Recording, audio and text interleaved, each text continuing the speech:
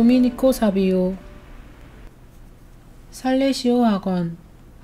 도미니코 사비오는 돈보스코가 운영하는 성프란치스코 살레시오 학원에 들어가게 되었습니다. 보통 때의 그의 생활 태도는 지극히 평범했습니다. 학원 내에서 모든 규칙을 아주 충실히 지킨다는 것 외에는 달리 특별한 것이 없었습니다. 그리고 학업에 온 힘을 기울일 뿐이었습니다. 자기의 해야 할 본분에 대해서 열심히 최선을 다했습니다.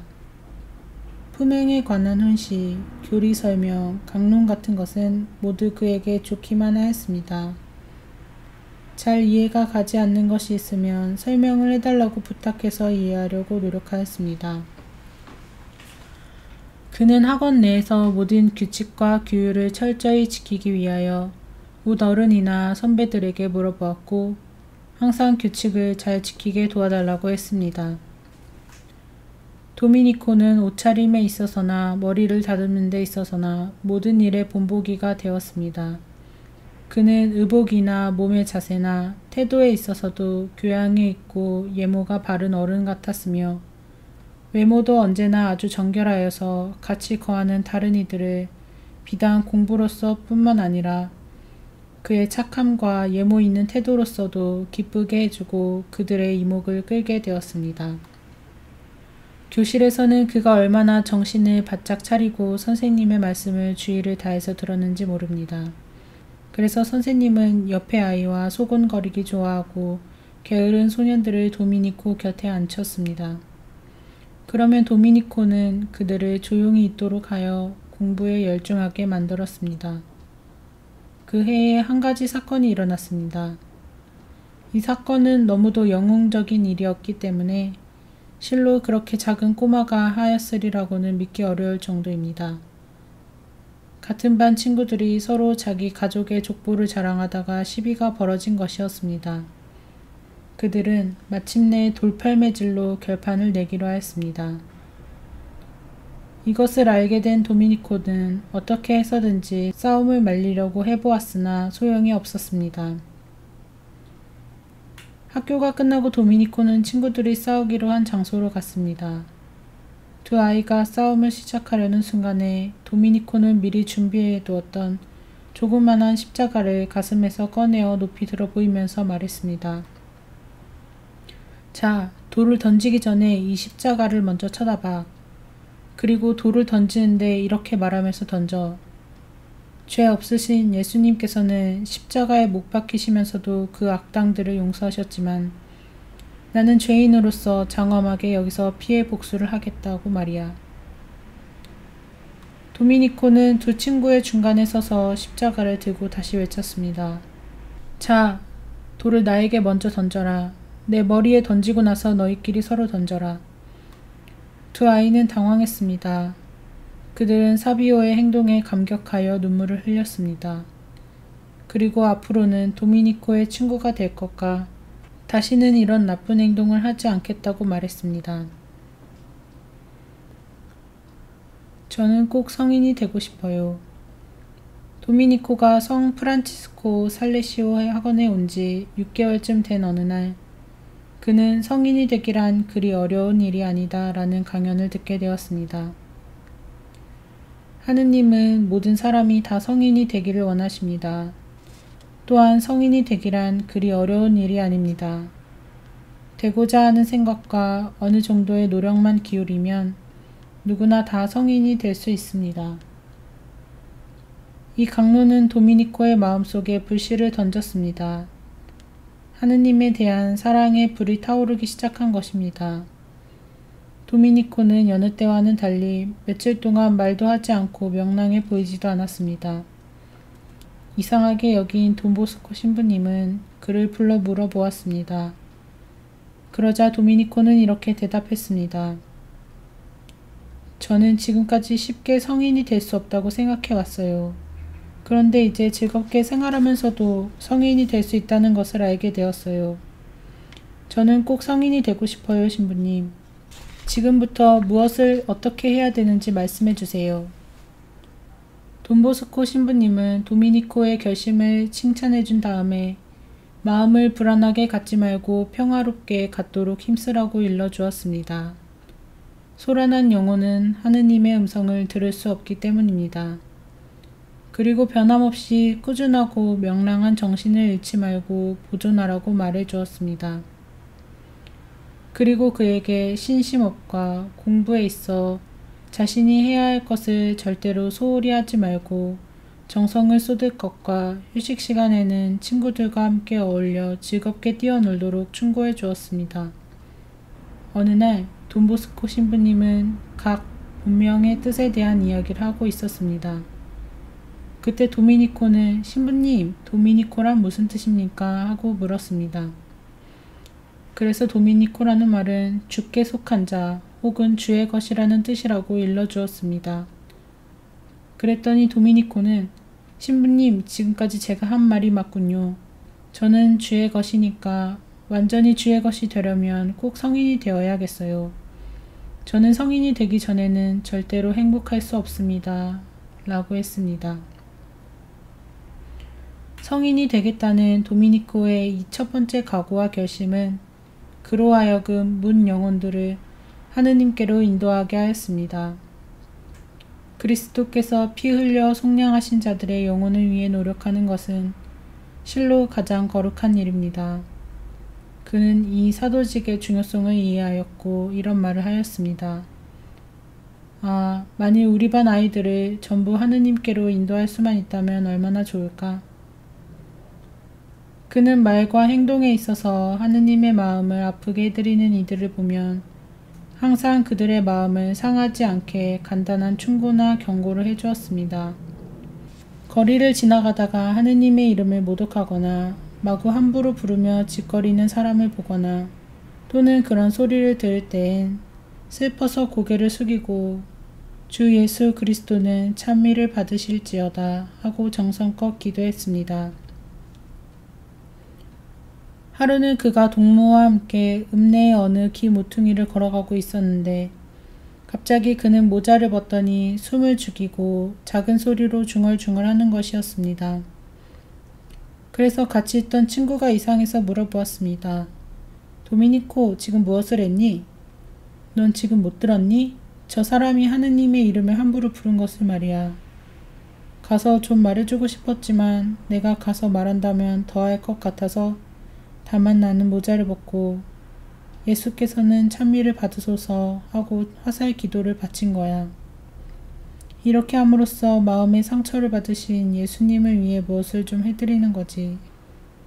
그는 일생을 구령사업에 종사하신 성인전을 골라서 많이 읽었습니다. 그리고 구령사업에 종사하고 있는 먼 지방의 선교사들에 대해 자주 이야기했습니다. 그들에게 경제적인 도움을 주지는 못했지만 그는 매일 그들을 위해 기도했으며 일주일에 한 번 그들을 위하여 영성체를 했습니다. 그는 자주 이런 말을 했습니다. 아, 영국에는 얼마나 많은 영혼들이 있는지 몰라. 내가 만일 몸이 튼튼하다면 나는 지금이라도 영국에 가서 그들을 말과 설교와 모범으로써 하느님께로 인도할 텐데. 그는 나이가 좀 많아지고 학년이 올라감에 따라 학원에서 자기보다 어린 학생들에게 교리를 가르쳤습니다. 그는 영혼을 깨끗이 보존함이 얼마나 중요한지를 강조해서 이야기하고 또 영적인 일에 대해 이야기하기를 몹시 좋아했습니다. 어느 날 그가 한참 이런 이야기를 하고 있을 때 같은 반 학생 하나가 와서 가로막으며 이런 말을 했습니다. 야, 너는 왜 늘 그런 얘기만 해서 다른 아이들까지 귀찮게 구니? 그러자 도미니코는 왜 귀찮게 구느냐고? 예수님께서는 우리 반과 다른 모든 학생들을 위해서 죽으셨으니까 그렇지. 그리고 우리는 모두 다 한 형제거든. 하느님께서는 우리가 서로 도와주고 같이 협력해 나가기를 원하신단 말이야. 내가 만일 다른 사람의 영혼을 구하게 된다면 내 영혼도 구하게 될 것 아니야? 하고 대답했습니다. 도미니코의 이러한 열심은 방학 동안에 집에 가 있으면서도 식을 줄을 몰랐습니다. 그는 먼저 학교에서 상으로 받은 상분들을 잘 모았습니다. 꼬마 친구들에게 주겠다고 선생님에게 더 부탁하곤 했습니다. 방학을 맞아 집으로 가게 되면 동네 아이들이 모두 함께 그를 둘러쌉니다. 그 가운데서 도미니코는 교리 문제를 내서 올바른 대답을 하는 아이에게 상으로서 그 상본과 상패를 나누어 주곤 했습니다. 이러한 방법으로 그는 많은 아이들을 데리고 다니며 교리도 가르쳐주고 미사나 성체 강복 혹은 교회의 다른 예식에 참여시키기도 했습니다. 한 번은 도미니코가 어떤 꼬마한테서 어지간히 애를 먹은 일이 있었습니다. 그는 그 꼬마에게 말했습니다. 내가 만일 성호경을 제대로 할 줄 안다면 내가 이 패를 주지. 그리고 신부님께 데리고 가서 좋은 책을 상으로 받도록 해주마. 그 대신 성호경을 잘해야 돼. 말소리하고 손짓하고 똑같이 해야 돼. 이마와 가슴과 왼쪽 어깨와 오른쪽 어깨에 제대로 해야 된다. 도미니코는 그 속에 신비를 표시하는 성호경이 너무나 빨리 아무렇게나 그어진다고 걱정했습니다. 그는 동무들 앞에서 그들이 본받을 만큼 그것을 똑똑히 올바르게 했습니다. 도미니코는 모든 기회를 놓치지 않고 영혼들의 구원을 위해서 착하고 유익한 말을 하거나 좋은 일을 했습니다. 영혼을 하느님께로 인도하려는 이 사도적 열심은 도미니코의 심중에서 조금도 식지 않았습니다. 쉬는 시간에도 그는 항상 영신적으로 달리고 있는 사람이었으며 어떤 말이나 행동을 할 때에도 늘 자신이나 남을 위해서 도움이 되는 것만 했습니다.